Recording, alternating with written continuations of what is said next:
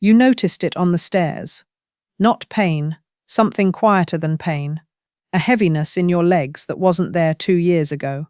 A moment where your hand found the railing, not because you were rushing, but because something inside your body hesitated. You didn't say anything about it. You probably told yourself it was just a tired day. But it happened again the next morning, and the morning after that, and somewhere in the back of your mind, you started wondering whether this is just what getting older feels like, or whether something has actually changed. Something has changed, and today I'm going to tell you exactly what it is, why it's happening, and most importantly, what you can do about it. I'm going to count down 5 things that happen to your body once you turn 80, from number 5 to number 1, and number 1 is the one that most people never see coming until it's already affecting every other part of their health. Stay with me through all 5. They are connected in ways that matter. I want you to stay with me for the next few minutes and really let what I'm about to share land. Because I have spent over 30 years watching people walk into my office at 80, at 82, at 85, and say some version of the same sentence. I was fine just a year ago. What happened? And every single time, I have to take a breath before I answer. Because the honest answer is, your body did exactly what it was always going to do at this stage of life.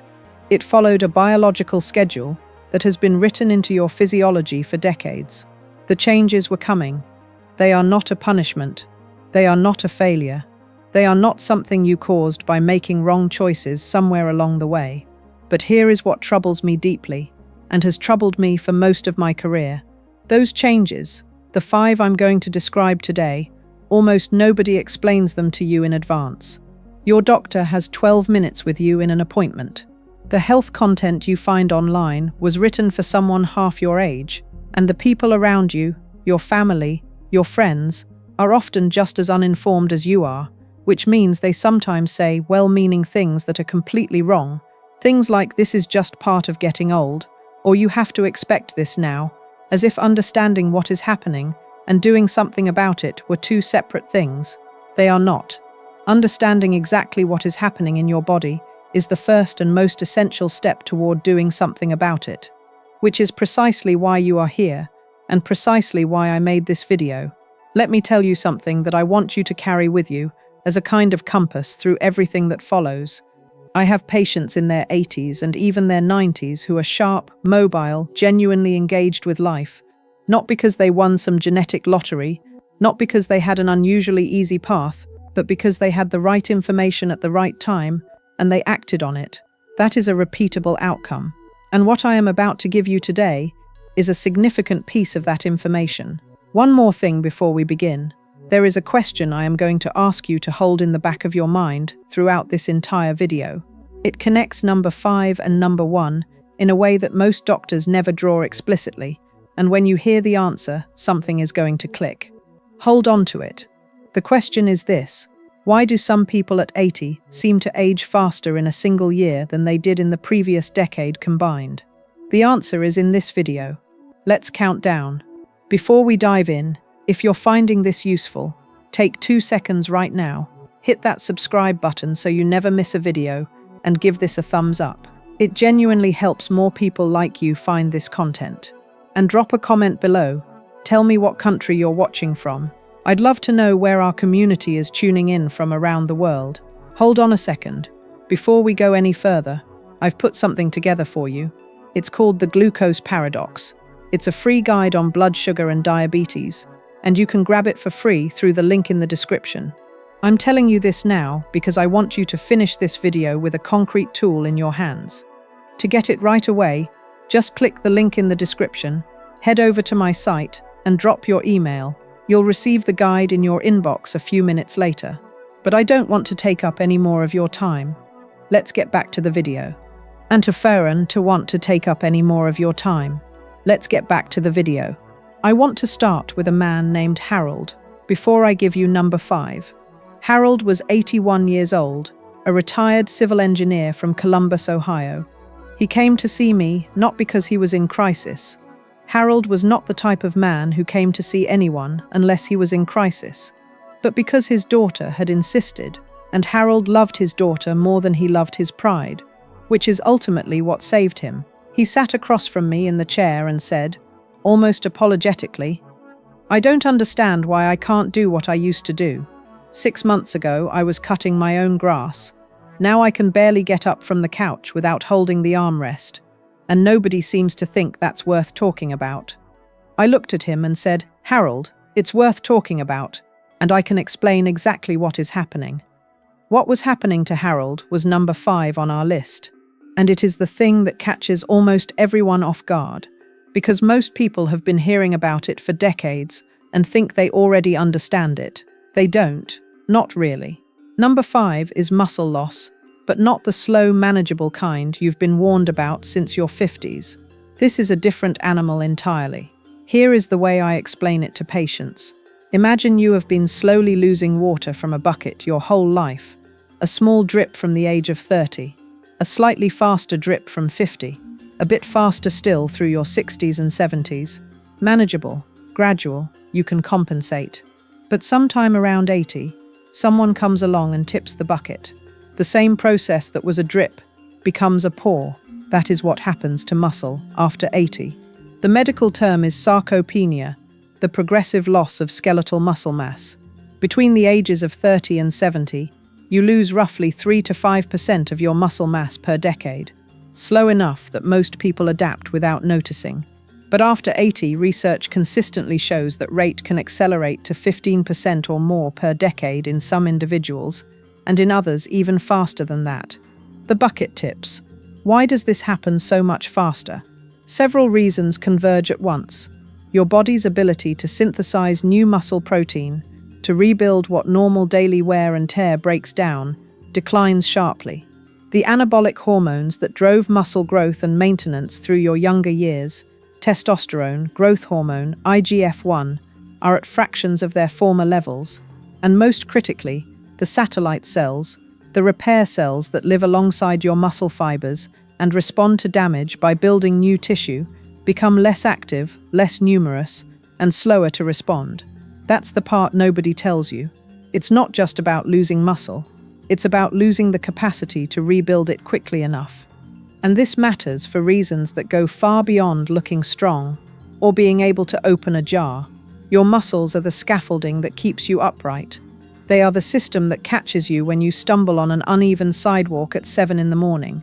They are what lets you get up from a chair without using your hands, carry your own grocery bags, climb a flight of stairs without stopping halfway. When that scaffolding weakens below a certain threshold, your fall risk does not increase gradually. It increases exponentially.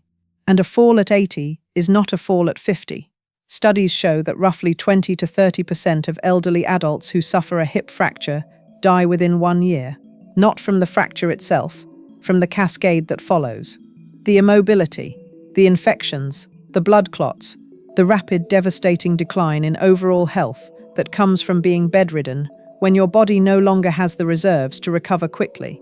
You're not imagining the heaviness in your legs. It's real. It has a mechanism, and that mechanism can be addressed. Here is what I told Harold, and what I want to tell you directly. Resistance training does not stop working just because you are 80 years old. This is one of the most important and most underappreciated findings in modern geriatric research. Studies involving men and women in their 80s and even their 90s have consistently shown measurable gains in muscle mass and strength through appropriate, supervised resistance exercise, not marathon training, not heavy lifting, chair squats, resistance bands, light dumbbells, bodyweight movements performed consistently 2 to 3 times per week. The other half of that equation, the part most people miss entirely, is protein. Exercise alone is not enough. Your muscles need raw material to rebuild. Most seniors in their 80s are significantly under-consuming protein, which accelerates muscle loss independent of how active they are. Aim for at least 1 gram of protein per kilogram of body weight every day. Spread it across breakfast, lunch, and dinner. Your muscles need that steady distributed supply of amino acids throughout the day, not one large meal that floods the system once and leaves it empty for hours. Harold went home with a simple resistance band program and a clear daily protein target. 3 months later, he sent his daughter a photo. He was cutting his own grass again. That's number 5. Now we move to number 4. Number 4 is bone fragility.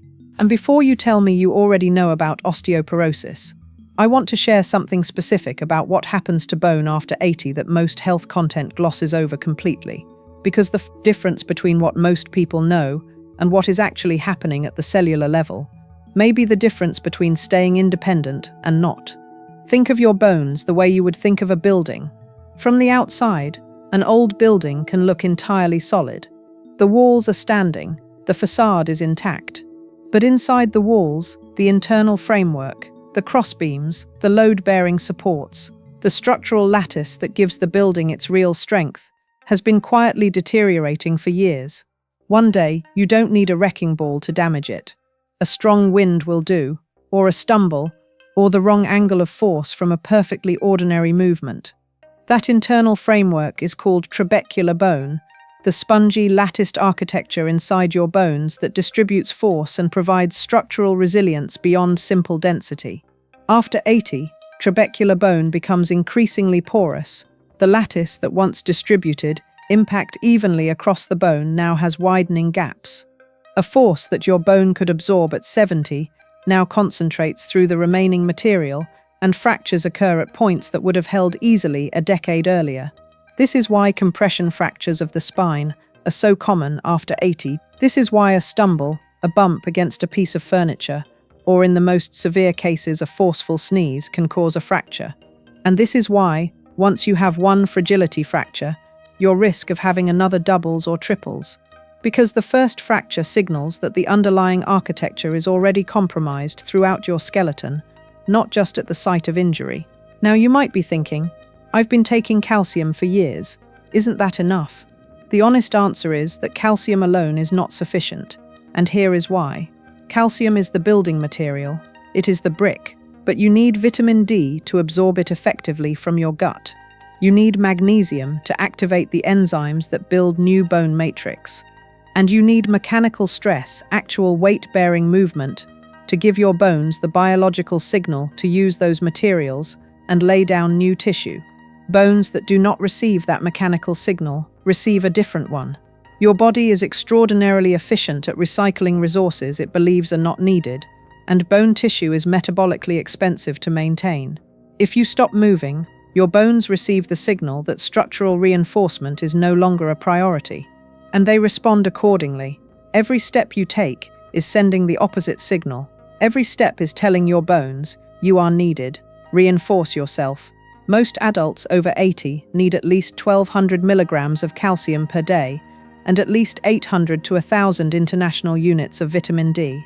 Many need considerably more, particularly in northern climates during winter months.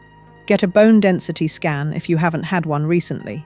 Get your vitamin D level checked, and keep moving because the exercises that maintain muscle mass after 80 are the same exercises that maintain bone density. They are inseparable. That's number 4. Number 3 connects to both of them in a way that once you see it, you will not be able to unsee. Number 3 is the decline of balance and coordination. And I want you to understand something before I explain the mechanism, because this is the change that frightens my patients most, and also the one I find most encouraging, because it is the most directly addressable of the 5. Your sense of balance is not one thing. It is the real-time product of 4 separate systems working in continuous coordination. Your vestibular system, the specialized sensors in your inner ear that detect movement and spatial orientation. Your proprioceptive system, the sensory receptors throughout your joints, muscles, and tendons that tell your brain precisely where every part of your body is in space at any given moment, even with your eyes closed. Your visual system, your eyes, which contribute a significant portion of the balance information your brain uses continuously, and your central processing, your brain and nervous system, which integrate signals from all 3 sources and generate the corrective instructions your muscles need, usually within fractions of a second. After 80, all 4 systems decline simultaneously. The vestibular sensors in your inner ear become less sensitive and less precise. Proprioception diminishes, particularly in the feet and ankles, that unconscious moment-to-moment sense of ground contact, weight distribution, and surface texture that you have taken completely for granted your entire life. Vision often worsens further, and neural processing speed slows, which means the interval between a stumble and the corrective muscle response, a window that might have been 30 milliseconds in your 40s, lengthens enough to tip the outcome from recovery to fall. Combine that with the weakened muscles from number 5 and the fragile bones from number 4, and you have a convergence that physicians sometimes describe as a perfect storm. The muscles cannot respond quickly enough. The bones cannot absorb the impact if the muscles fail. The system that should prevent the fall is less reliable, slower, and working with less accurate information than it ever has before.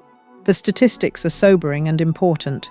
Roughly 1 in 3 adults over 65 falls each year. After 80, that rate is higher, and the consequences are dramatically more severe. But here is what I most want you to take from this section. Balance is trainable. At any age, even if you have already had a fall, even if you feel noticeably unsteady right now, standing on one foot while holding the back of a chair, heel to toe walking along a straight line on the floor, Tai Chi adapted for seniors, which has been studied specifically in populations over 80 and shown in multiple trials to reduce fall rates significantly. These exercises work because they train the neural pathways that coordinate your balance system. You are not simply strengthening muscle. You are rebuilding the communication network between your brain, your sensory systems, and your motor response. That network can be retrained. It wants to be retrained, but it needs the stimulus of practice. One thing that is almost never discussed, and that I feel I have a responsibility to say clearly: please ask your doctor to review every medication you are taking. Many seniors over 80 are on multiple medications, and several common classes: blood pressure medications, sleep aids, certain antidepressants, antihistamines, some pain medications, can cause dizziness, lightheadedness, or slowed reflexes that directly increase fall risk. In my experience, a significant percentage of falls in elderly patients are partly medication-related, and a simple dosage adjustment can sometimes produce a dramatic improvement in stability. Do not let pride be the variable that changes your outcome. If you need a cane, use it. If you need grab bars in the bathroom, have them installed this week. These are not concessions. They are decisions that preserve your independence. I have watched too many patients lose everything to a preventable fall because they were not willing to use a walking aid. That is not a story that needs to be yours. That's number 3. We are now at the midpoint, and I want to return to the question you've been holding. Why do some people at 80 seem to age an entire decade in a single year? You have the beginning of the answer now. Muscle weakens, balance fails, bones become fragile. When those 3 converge, and they do converge, the first serious fall can trigger a cascade: fracture, immobility, infection, rapid decline. Days, not years. But there are 2 more things on this list. And number 2 is the one that connects to everything else in ways that science is only now beginning to fully articulate. Before I tell you about number 2, I want to tell you about Dorothy. Dorothy was 83 years old, a retired school teacher from Savannah, Georgia. She had spent 40 years in classrooms, a woman whose professional identity was built entirely on mental sharpness, on memory, on being the person in any room who remembered everything and connected everything. When she came to see me, she was frightened in a way she could barely bring herself to say out loud. She sat down across from me and said very quietly, "I forgot my neighbor's name last Tuesday. I've known her for 16 years. I stood in the driveway and the name was just gone. And I know that's supposed to be normal, but it didn't feel normal. It felt like something leaving." I want to tell you what I told Dorothy, because it is one of the most important distinctions in all of geriatric medicine, and it is one that needs to be communicated far more clearly than it typically is. Number 2 is the change in how your brain processes information after 80, and I need to be very precise here, because imprecision in this area creates terror that is often unwarranted, and that terror, ironically, accelerates the very decline people are afraid of. After 80, it is entirely normal to experience what researchers call slowed processing speed. The time it takes to retrieve a name, to find the right word mid-conversation, to work through a decision or solve a problem, all of this can lengthen somewhat. This is not malfunction. It is not early Alzheimer's. It is the brain operating with a different efficiency profile than it had at 50 or 60. Think of it this way. In your younger years, your brain's filing system was organized for rapid retrieval. Well-lit corridors, clearly labeled drawers, fast access from any point. After 80, the files are still all there. Every memory, every skill, every piece of stored knowledge, it is all present. But the retrieval corridors are longer. The lighting is slightly dimmer. Finding the file takes a few extra seconds. That is a change in speed. It is not the destruction of the archive. Dementia is something categorically different. Dementia is not forgetting a name in the driveway and retrieving it an hour later. Dementia is losing entire categories of information and being unable to recover them, even with time and cues. It is getting lost in familiar places. It is forgetting not the name, but the person, not just the word, but the concept. It is a consistent, progressive pattern across multiple cognitive domains over months. If you or someone you love has concerns that feel like more than ordinary slowing, please talk to a physician and get a formal evaluation. The distinction is determinable, and it matters profoundly. What can you do to protect your brain specifically after 80? 3 things that the research supports most strongly. First, social connection. And I want to say this as directly as I can, because it is the most consistently underestimated protective factor we know of. Social isolation is one of the most powerful accelerators of cognitive decline in the existing literature. Your brain needs conversation, genuine, two-way, engaged conversation with other human beings. It needs novelty, needs challenge, needs the specific cognitive demand of real relationship. Studies have shown that socially isolated elderly adults have dramatically higher rates of cognitive decline compared to those who remain socially embedded. A book club, a volunteer role, a weekly card game with friends. It genuinely does not matter what the activity is, as long as it involves authentic connection. Second, sleep. After 80, deep sleep is non-negotiable for brain health. Your brain uses slow-wave sleep to run a kind of biological cleaning cycle, clearing accumulated toxic proteins, including beta-amyloid, which is directly associated with Alzheimer's disease, through the glymphatic system. When you don't sleep deeply enough, that clearance is incomplete, and the proteins accumulate faster. Poor sleep at this age is not an inconvenience. It is an accelerant for the very cognitive decline you are hoping to prevent. If your sleep is fragmented, if you are waking frequently, if you do not feel restored in the morning, please bring this to your doctor. There are evidence-based interventions. Do not accept poor sleep as simply what getting older looks like. Third, physical activity. The link between movement and brain health is one of the most robust and replicated findings in modern neuroscience. Exercise increases cerebral blood flow. It promotes neuroplasticity, the growth and strengthening of neural connections.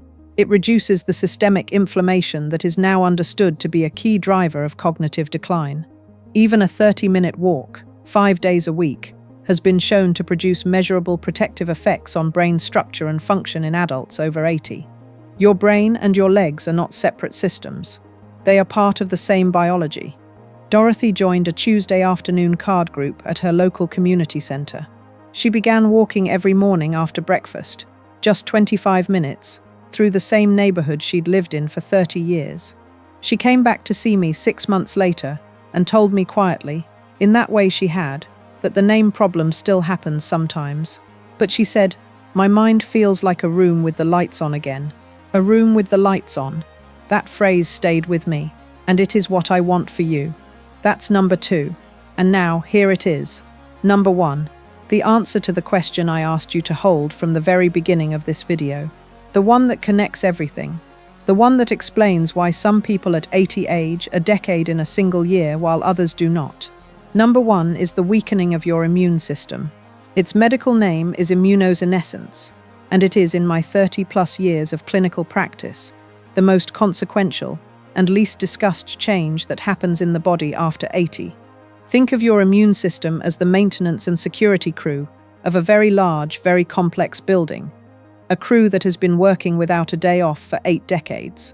They've been patching walls, fixing leaks, catching electrical fires before they spread, identifying structural problems before they become catastrophes, and removing intruders before they reach the vital rooms. After 80, that crew is smaller, older, less well-equipped, and slower to respond. The maintenance that used to happen automatically and thoroughly now happens partially, or slowly, or sometimes not at all.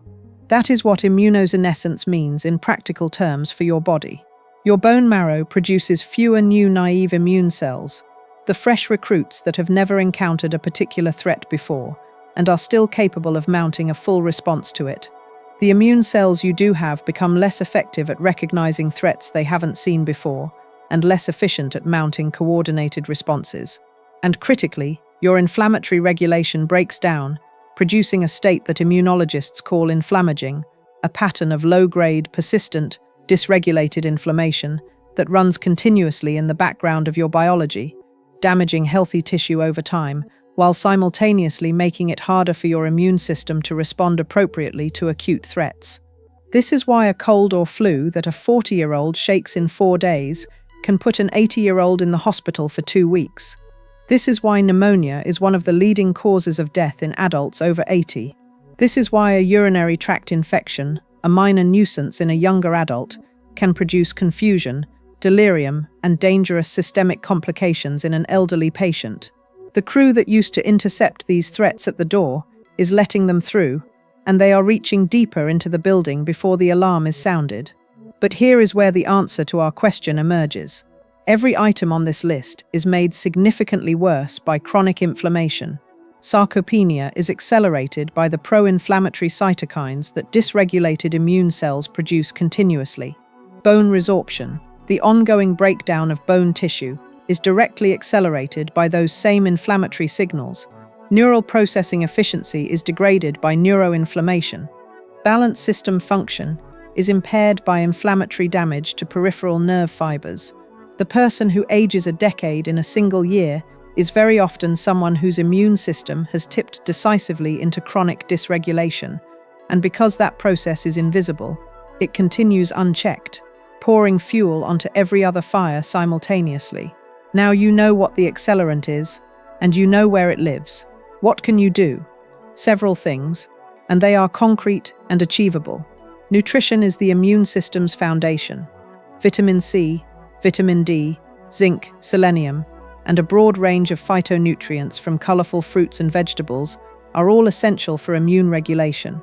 Many adults over 80 have diets that are too narrow and too low in total calories to provide what the immune system needs, not through carelessness, but because appetite naturally decreases with age, because food preparation becomes more effortful, and because nobody has had this specific conversation with them about why dietary variety matters so much more at 80 than it did at 60. If your appetite has decreased significantly, please bring it up at your next appointment. Nutritional deficiency at this age is not a lifestyle issue. It is an immune deficit. Stay current on vaccinations. The flu shot, the pneumonia vaccine, the shingles vaccine. These are not theoretical benefits for adults over 80. They are documented, life-preserving interventions. Your immune system may respond less robustly than a younger person's would, but a partial immune response is vastly better than no protection at all when a serious infection enters your body. Keep moving. Exercise is one of the most direct and well-documented modulators of immune function in elderly adults. Moderate physical activity increases the circulation of immune cells throughout your body, reduces the chronic inflammatory signaling that drives immunosenescence, and improves the overall resilience of your immune response. You do not need intense exercise, a daily walk, some gentle resistance work, regular movement. This is enough to provide meaningful immune support. And finally, the finding that genuinely moved me when I first understood its full biological implications. Loneliness directly suppresses immune function at the molecular level.